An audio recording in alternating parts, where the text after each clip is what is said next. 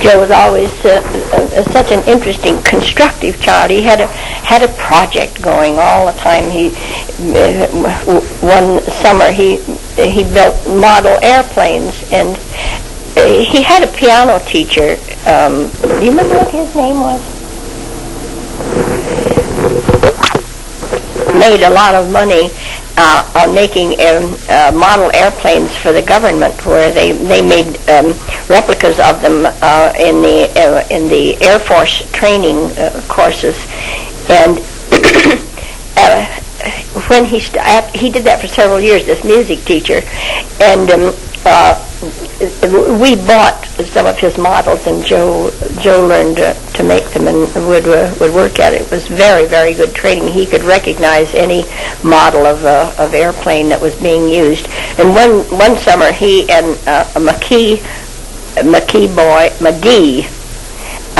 who was the son of one of the scientists who worked at the Northern Arizona Museum, built a little model racer. It had quite a long body and had tricycle wheels on it, and they worked so hard on it, weekend after weekend, and finally was finished. It was sturdy too. It was scrap lumber, and they painted it blue, named it the Blue Streak. And the day they finished it, Mrs. McGee was visiting with me, and the boys came in so excitedly. Would we come and see the two mothers? So we did. And they practically wept because we would not ride the Blue Streak down our North Blue Hill. They just thought it was terrible, and we wouldn't ride on it. But wouldn't that have been a sight? Joe was quite remarkable as a baby because he learned to talk so very, very young, and we attributed this to the fact that he learned to operate an old Edison phonograph that we had. Now, these were indestructible records, unbreakable, and he had a diamond needle. So for him to operate the handle up and down and change the records, and he couldn't possibly do any harm, but he would climb up on the chair and listen to these records, and he learned to play them very slowly. And I think this is where he got his diction, because it was remarkable how distinctly he could speak when he did talk, and he talked so young. He would do this daily, and any time he wanted to, he'd climb up and operate this, play the records on the Edison. And he was 11 months old when I went to Mesa one time, and Dr. Palmer happened to drop in over at Uncle Bill's house. And he was so proud of Joe because he had fought so for his life. It hadn't been, if Dr. Palmer hadn't had a personal interest in our family, Joe wouldn't have lived at all at his birth. And Dr. Palmer said what a handsome baby he was. And I turned to Joe and said, Joe, say good morning, Dr. Palmer. And the doctor said, don't be silly, I know how old the baby is. And Joe spoke up immediately and said, good morning, Dr. Palmer. And you should have seen the look on that doctor's face. He simply couldn't believe it, because Joe was just about at 11 months old at the time. And he had a gift for memorizing almost comparable to Imogene's. She was, if you read anything 3 times to Imogene, she knew it. She could recite it word for word, inflections and diction and emphasis and everything. She could absolutely duplicate it. Long before Joe was 1 year old, he could identify the records. I don't know how he couldn't possibly read. but I don't know how he identified these records, but we would ask him for different records, and he'd pick them out. The same that we did with the nursery rhyme pictures that I mounted on cardboards, and we'd line the room with them on the floor. They'd be just stand them all the way around the room, and you'd say, "Joe, where's Little Miss Muffet?" And he'd look sharply and run right over and squat in front of it. Any Ding Dong Bell, anything, any nursery rhymes that you ask him for, he would go and identify them, sit in front of them for you. And he was so small, you just couldn't hardly believe it. He could walk, but he was still just a toddler when he could do this. He was very musical. He learned to play the piano, and he sang. He was 3 years old when he used to sing solos for the on our family productions and little programs that we'd put on in, and Joe would sing a solo. He'd stand on one end of the piano bench and look down at me as the accompanist and say, "Introduction, please," and then he would sing his little song just like a professional singer. He always put on a good show. There was a lot of instances during the years that he went to the Catholic school that we got a great bang out of it. He and Billy Jekyll even dressed like girls and did a tap dance, and then at the end of the tap dance pull off their wigs. And the wigs that they wore were blonde curls that his older sisters had used in their dancing routines, and they really were very realistic looking, but it made a great hit. And once he was Columbus. And we didn't have very much to work with costumes making Columbus, and the sisters always wore black stockings, and they put long black stockings on Joe because, Columbus's pants were knee length. And Joe was just highly indignant to have to wear the sisters' black stockings in the show. And there was once he was in a play that they let him have his dog Chapel. Chapel attended school. I don't know how many years we had Chapel, but he went to school with Joe every day, and finally the sisters just tolerated him because he just would stay at school with Joe. They let him just lay down right in the classroom. He behaved himself, but they were so devoted that in this one particular play, Chapel was allowed on the stage. Well, here was Joe's whole family sitting in the front row, and Chapel recognized us and dashed to the front of the stage and barked at us. Don't hit me, Dad. Don't pinch me, Daddy. Yeah. Tess was in the audience too, over at the Catholic school at one of their plays, and she was real noisy and would stand up and talk during it, and we were whispering, trying to get her to sit down and behave herself, and real loud so that the whole audience heard her. She was standing up and looked down at us and said, "Don't pinch me, Mother." "Don't hit me, Daddy."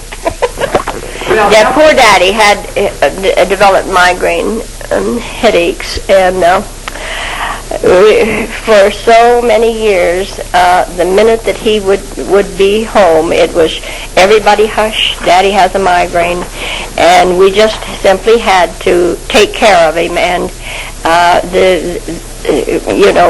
give him all the peace and the privacy that he needed. I think one of the greatest blessings in raising the family was when we got the north wing of the house where Daddy could go and have the privacy that he needed. And it wasn't that he didn't love his family and that he didn't enjoy his children. He just couldn't take it, his fragile nervous system. He just couldn't take the confusion.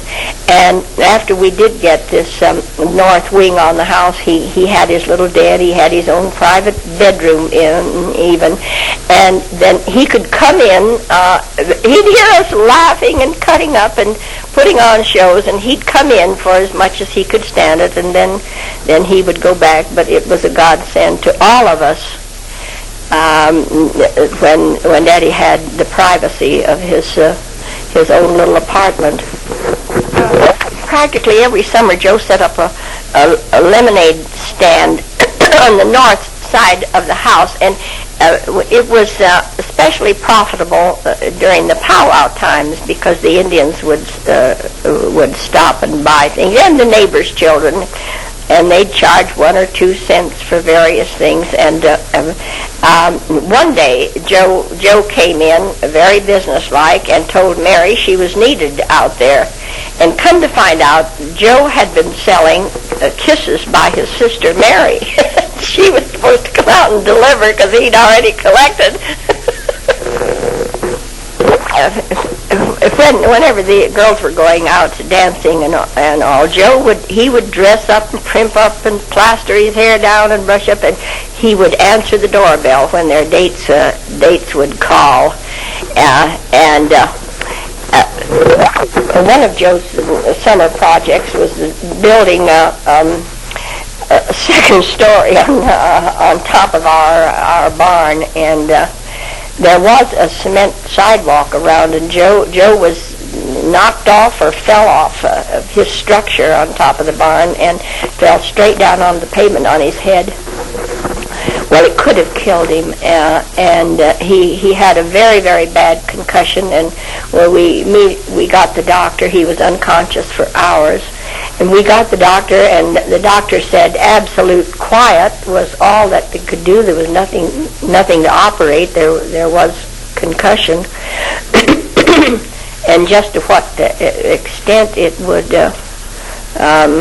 affect him, why, we just simply didn't know. But we just had to just do nothing but absolute quiet. So he was so ill, and we were so frightened that we got the priest up there who came up and prayed over him, and the result of this fall was a great dark band of blood that formed right across his forehead. And it's just fortunate that he didn't have brain damage from it. And the whole thing gradually through the weeks worked down through his face, getting lighter all the time until it finally disappeared. But he had this dark band, and he looked so funny, just like a panda. By the time it got through his eyes, it even showed in his eyes. But this dark band of dark blood right through his eyes. It was the funniest then, but it worked clear down through his face. I wish we'd taken pictures of it, because the doctor was so pleased to think that it did settle and didn't leave him with brain damage. So we used to tell Joe that if he ever did anything outlandish, that he could always say, well, once I fell on my head. The only dogs we ever had were Joe's dogs. He just dearly loved animals, and we had bad luck with dogs, though they just never learned not to chase cars, and so several of them, were killed, much to our sorrow. It's like a death in the family when you lose a beloved dog. And I can remember how cruel Billy Jekyll was, the dog. He tied up just a little puppy. He tied it up to a short rope to a post in the backyard and stood there kicking it in the face. And Joe was fighting with him on account of it. He was doing it just to torment Joe, but Joe loved his animals. He had various dogs that were very meaningful in his life, and one particular little dog was such a gentleman. I just don't remember how we come by little Teddy, but he had he had such good manners. He was so well housebroken, and he seemed to understand completely our complete language. If he walked into the room and I made the remark that we did not like to have dogs in our parlor, that dog would get up and walk out immediately.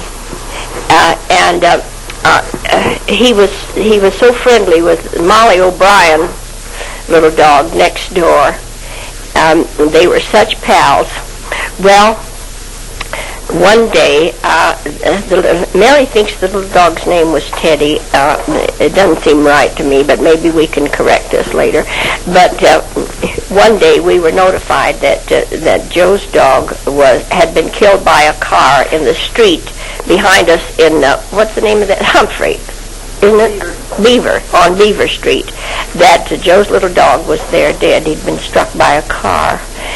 And so the officers, the policemen, are the ones who called me, and I asked them to just take him away, and they did. Well, we didn't tell Joe. We just didn't have the heart to tell him.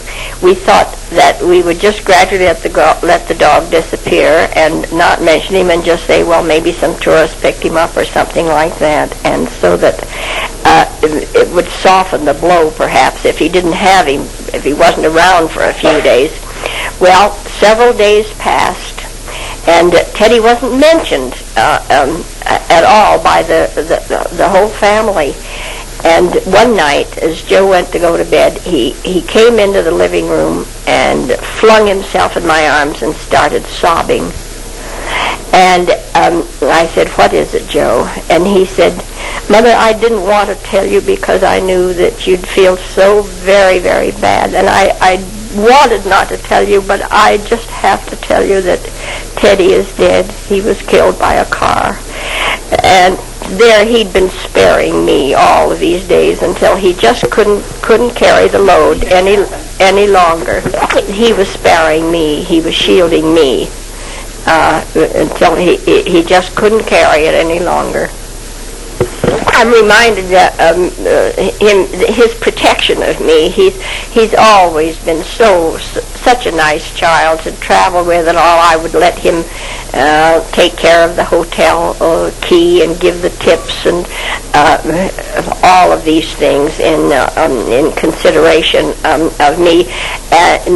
But this little tendency to be kind and gentle and considerate of me was very evident from the time he was 3 years old.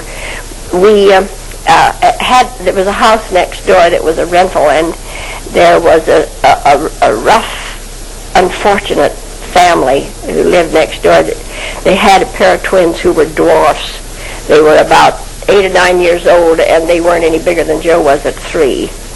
And they were rough talking. Joe picked up some, swear words, profanity from them and all. But one day he was standing in the front seat of the car that I was driving, and I stopped in front of the house, and the two little twins came running out, and they were simply filthy, hands, face, clothes, everything.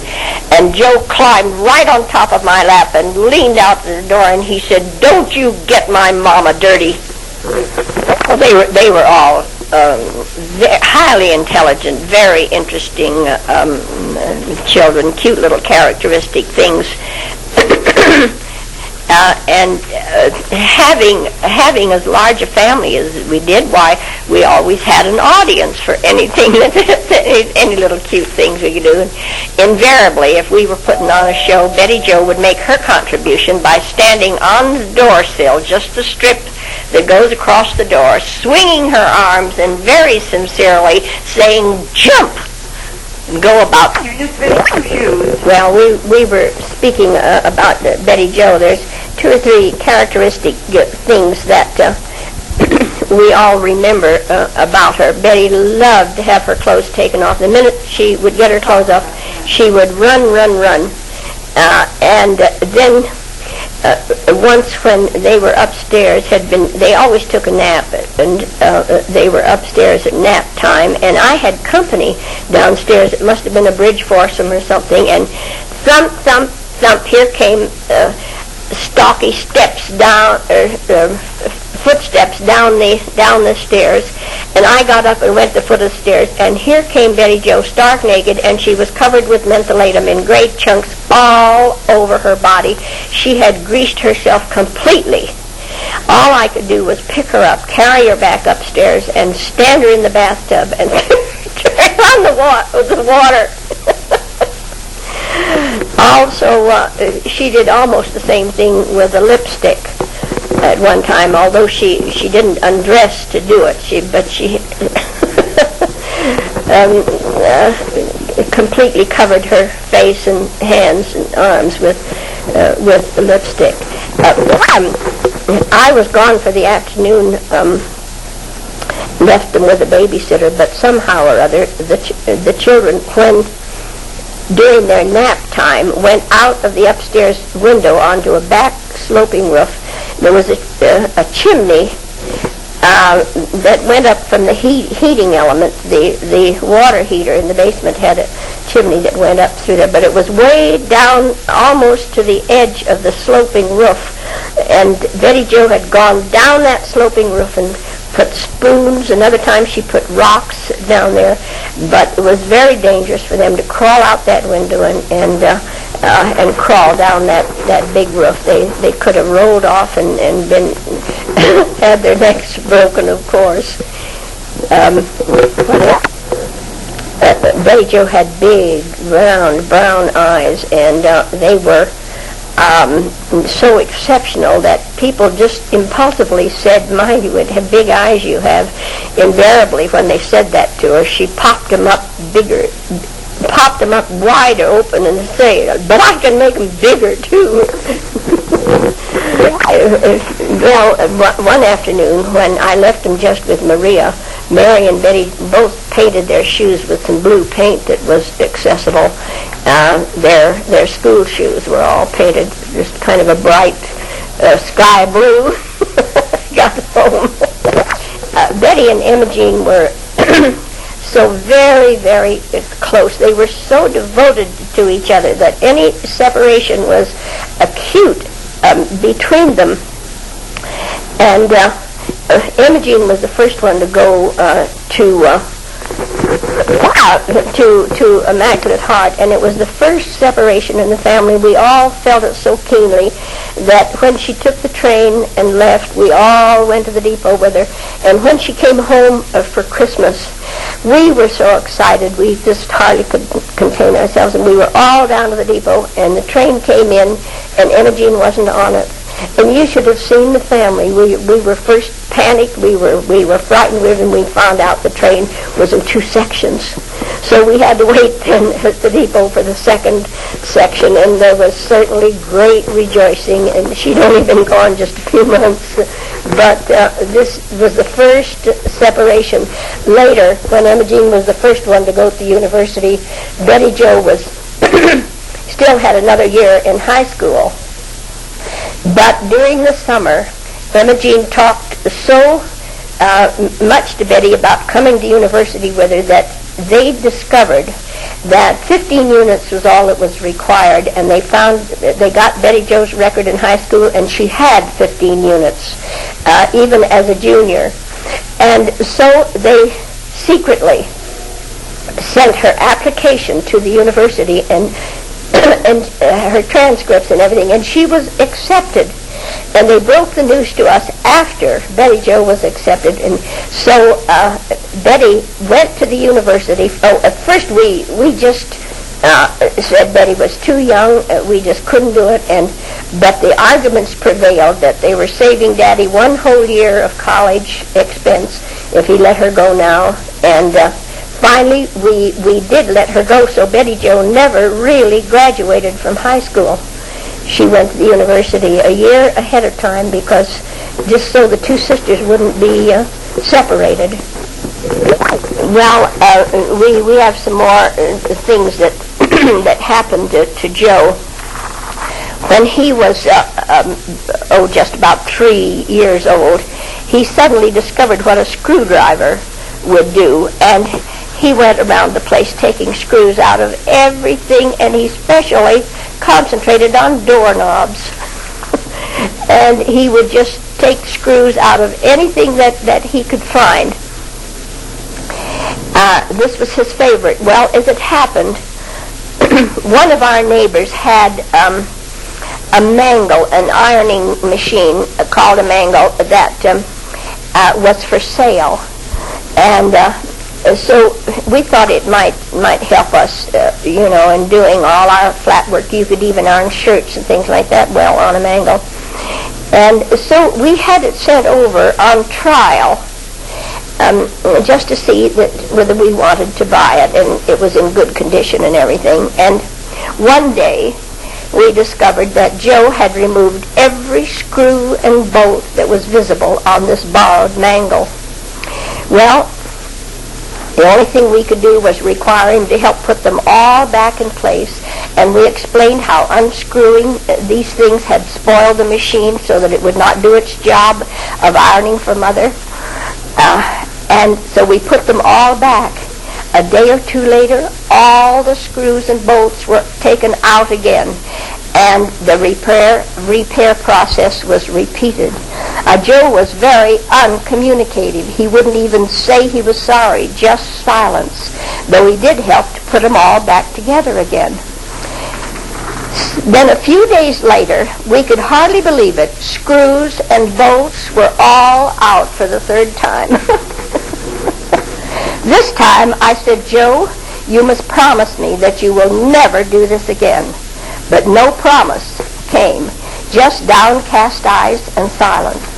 So he was assigned a chair to sit on until he would say that he was sorry and would not do it again. But all we got was silence. And after an hour and no response, I transferred him to the closet in the laundry. The door was not completely closed. This was usually part of our problem in other ways, was to have to go stand in the what we call the crying closet. We'll talk about that later too. But with the door partially open, Joe had to sit in the closet. He could come out when he was ready to say he would never do it again. Well, 3 hours went by and he was still sitting quietly in one corner. And the girls would go to him at intervals and plead and beg him to promise. But by supper time, the girls were all crying, and we went to the laundry room to plead with him once more so that he could come to supper. He was limp and exhausted emotionally, and I gathered him up in my arms, and he burst into tears. So I announced that this showed that he was truly sorry, and I carried him into the table. We all talked gaily about other things, but no real promise had ever been made, and the mangle was returned the next day, so the whole affair was no sale. And so it turned out to be both a quiet crisis and a lost cause. There was a very close relationship between the employees in Babbitt's store and our family. They used to use our house for affairs and parties, and we often entertained for employees that we, were specially attached to. And there was one young man in the office who got married, and they had just gone to the Justice of the Peace, and anyway, we had a little wedding party. His name was Bill Hamilton. But we gave them a little wedding party at the house, and I baked a cake, a big wedding cake, and decorated it, and we were all set to have a buffet for them and have the whole office crew there, and everything was set for the party. And just about an hour before the guests were to arrive, I happened to go through the dining room. The whole table was set up with the centerpiece of the wedding cake, and suddenly I noticed there was a great big two-fisted gouge out of the lower tier of the wedding cake. A great hunk was out of it. Well, it turns out that Joe had climbed up on a chair and helped himself to two big handfuls of wedding cake. Well, it was too late to do anything about it, so I hurriedly got some white crepe paper, ruffled it on the sewing machine, made a great big ruff like the things that a clown wears around his neck, turned the cake around and tied the big fluffy crepe paper ruffle around it, and put the good side forward. And at the time that the bride and groom cut the cake, nobody knew it until afterwards. We took it off to show the disaster. And Joe was